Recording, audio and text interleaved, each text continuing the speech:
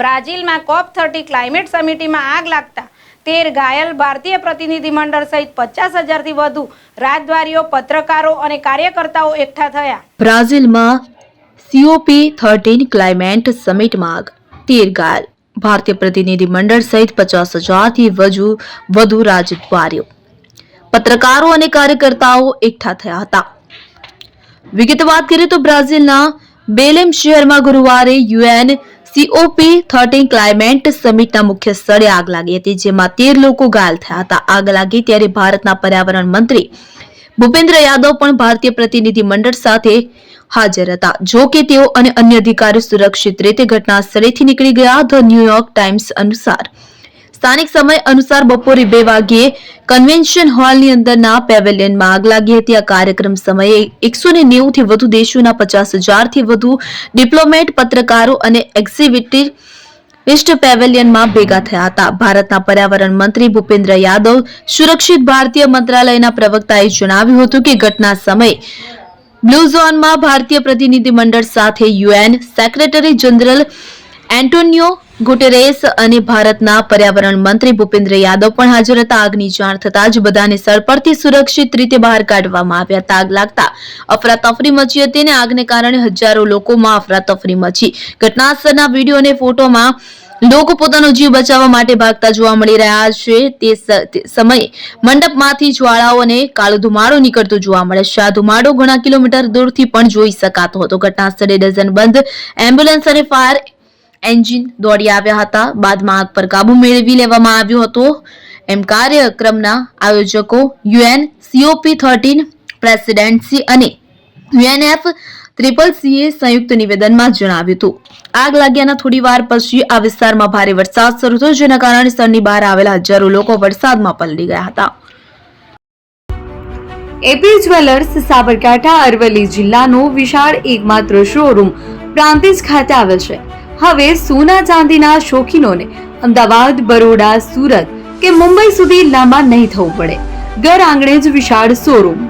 Gold, silver, antique, diamond ખરીદવા માટે વિશ્વાસપાત્ર શોરૂમ એટલે એપી જ્વેલર્સ. સુવર્ણ દીપોત્સવ તથા 60 વર્ષની ઉજવણી નિમિત્તે દાગીનાની ગળામણ પર ભારી છૂટ.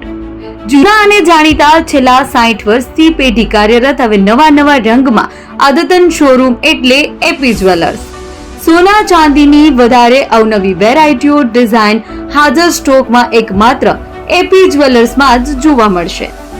મંગળસૂત્ર, બ્રેસલેટ, બંગડી, એન્ટિક સેટ, પાટલા, વીટી સહિતની અવનવી હાજર ડિઝાઇન સાથે સેટ તથા ઓર્ડર ઉપર બનાવી આપવામાં આવશે. તો આજે જ એપી જ્વેલર્સ શોરૂમની મુલાકાત લો અને મનગમતા દાગીના ખરીદો. વડીલો તથા વિકલાંગો માટે લિફ્ટની સુવિધા તો ખરી જ. લગ્નના ઓર્ડર માટે સ્પેશિયલ રૂમની સુવિધા.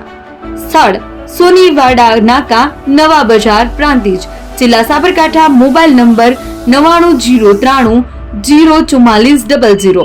હિરેનભાઈ સોની.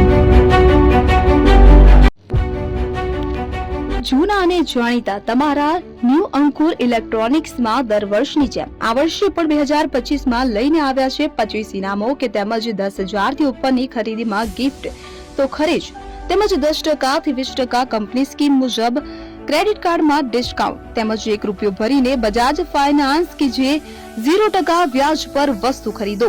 એસી, fridge, LED TV, washing machine, oven, cooler, ગરગંટી, મોબાઈલ સહિતની ઇલેક્ટ્રોનિક્સ વસ્તુઓ ખરીદવાનું વિશ્વાસપાત્ર શોરૂમ એટલે ન્યૂ અંકુર ઇલેક્ટ્રોનિક્સ. ઇલેક્ટ્રોનિક્સ દરેક ચીજ વસ્તુ હાજર સ્ટોકમાં, સરળ હપ્તે, 0% વ્યાજ. આજે જ અમારા શોરૂમની મુલાકાત લો.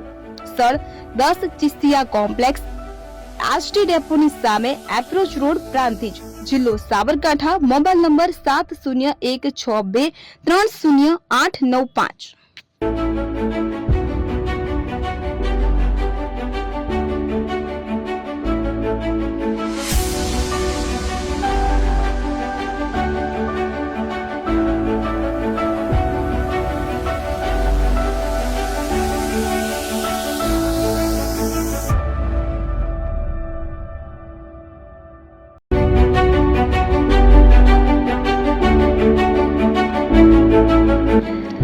છાસવાલા આવી ગયા છે હવે પ્રાંતિજમાં. પ્રાંતિજ તથા તાલુકાના લોકોને હવે અમદાવાદ, ગાંધીનગર કે પછી હિંમતનગર સુધી લાંબા નહીં થવું પડે. ઘર આંગણે જ છાસવાલા આવી ગયા. લચ્છી, છાસ, દહીં, પનીર, મઠો, ઘી ફેમસ, જેથી જ છાસવાલા નામથી જાણીતા છે. 42 કરતા વધારે સિટી, 250 થી વધારે શાખાઓ અને 187 થી પણ વધારે products. Ice cream, candy, kulfi, corn, Chocobar, sandwich ice cream સહિત અવનવી આઈસ્ક્રીમનો ખજાનો. અને હા, સ્થળ ઉપર મુલાકાત લો તો જરૂરથી અમારો કોલ્ડ કોકો ટેસ્ટ કરો. દુકાન નંબર 19, Ishwar Krupa shopping centre, approach road, Prantij, જિલ્લો સાબરકાંઠા. Contact number 8329611618. ચંદન પટેલ.